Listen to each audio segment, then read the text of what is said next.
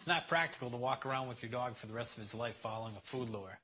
You are going to have to fade out the food lure, and this is one of the commands that I do give a correction, or I do apply a little bit of negative reinforcement. Whenever I apply any type of negative reinforcement or anything negative to the dog, I want to make sure that they don't associate it with me. So the last thing I want you to do when you're trying to teach your dog how to walk on leash is to constantly jerk the dog and pop the dog. Any corrections should be at a distance from you and shouldn't be associated with you. The correction I use when I'm walking with the dog on leash happens 6 feet away, because I'm working the dog on a 6-foot lead, happens 6 feet away with my back turned to the dog. What I'll start doing is I'll start walking with the dog, and if the dog starts to pull away from me, I simply let out all the tension in the leash, put my hands together, and I reverse direction. Now my dog's going one way, I'm going the other way. Dog is going to hit the end of the leash, get the correction, but now the correction's 6 feet away from me. By the time he turns around, all he sees is me walking away.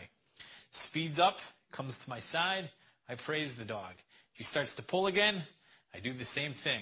I let out the tension in the leash, put my hands together at my waist, turn towards my right shoulder, and walk away from the dog.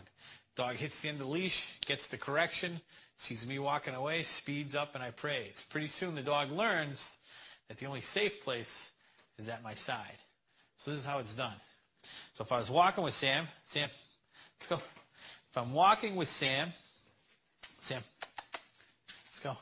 And if Sam started to pull away from me, I would simply let out the tension in the leash and reverse directions. Let's go, Sam. And I'll show you that again. Let's go, Sam. If Sam started to pull away from me, I would let out the tension in the leash, put my hands together at my waist, and reverse directions. And you can see how I've done this exercise with Sam, and Sam stays very close to me and follows me when I'm walking.